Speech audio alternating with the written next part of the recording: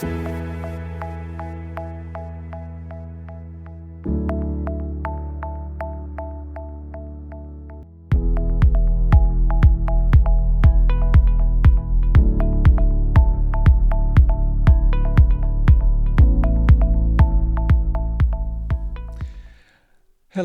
I'm David French. I'm an associate with the Prayer Current Christian Education and Missionary Society.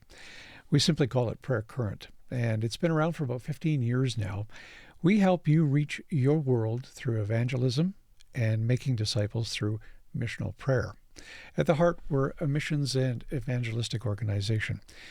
We work in several regions of the world, including East Africa, Cuba, and parts of Asia, as well as North America. We have many resources for your church or your organization to train pastors, to train leaders, also to train lay people in prayer and how to grow the kingdom of God through your church and in your community as well.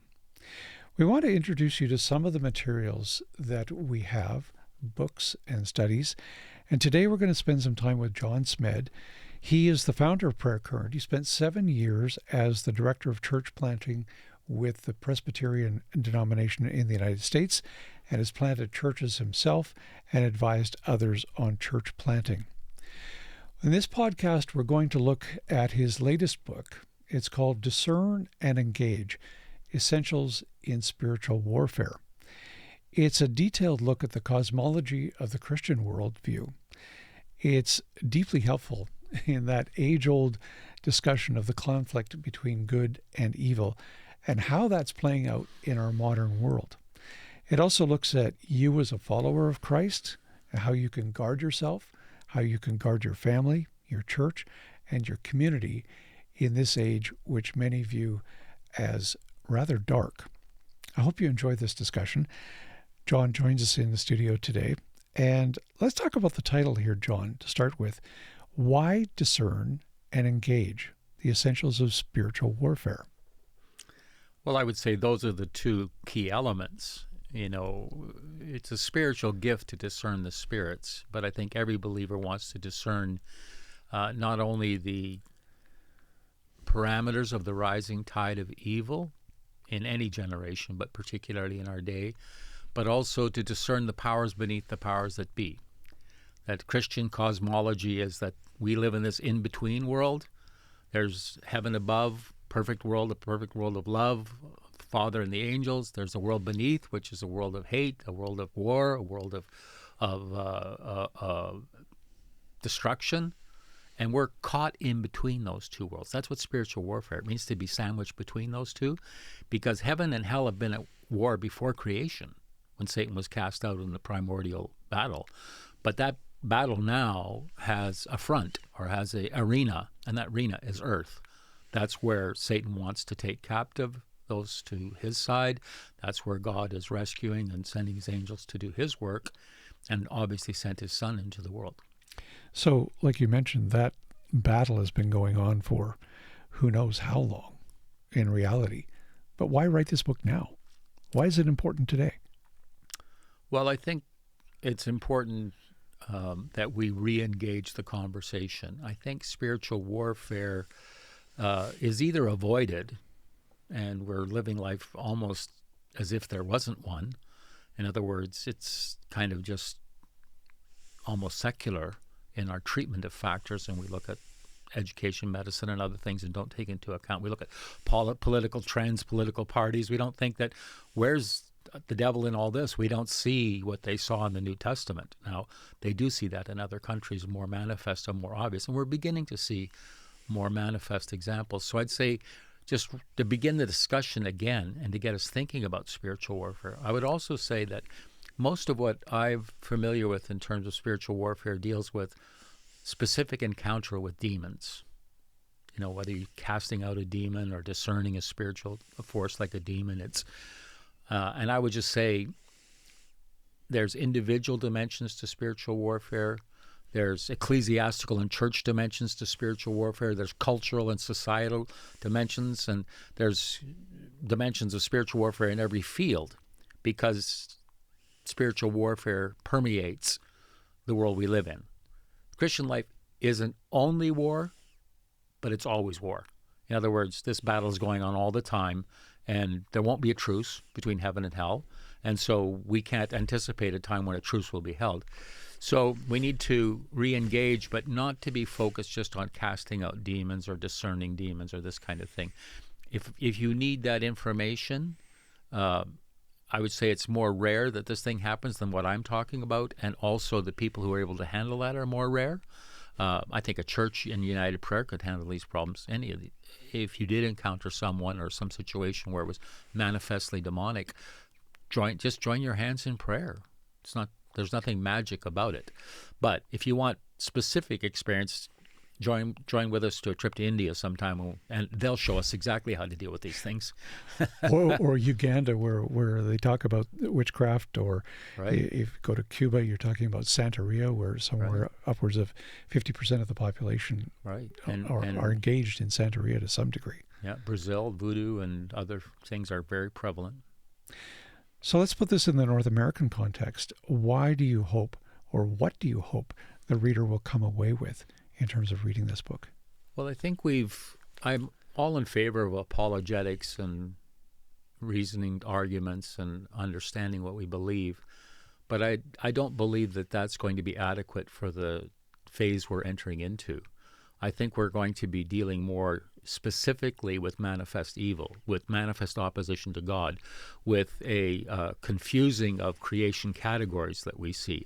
All of these things should perk our awareness. The fact that there's such a unified viewpoint, that we have all the engines of media agreeing on this to some degree, at least the public media, and then the different branches of life and society, whether it's medical or legal or governmental or judicial or marketing or business place, that we see there's a concerted and united worldview that's being presented to us.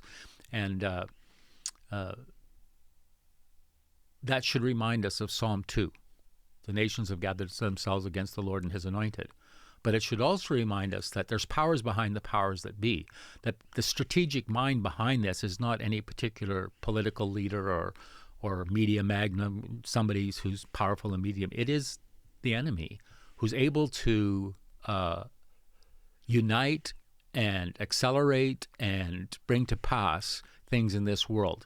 We're told in the Bible that he is able to capture a nation, to control it. And we see that behind all of this uniformity in opposition, worldliness, even just worldliness, all this uniformity is indicative that somebody is working behind the scenes. So Paul says, our battle is not against flesh and blood, which means we shouldn't concentrate our prayers and our activities entirely on the manifest. We should get on our knees and deal in the warfare of prayer.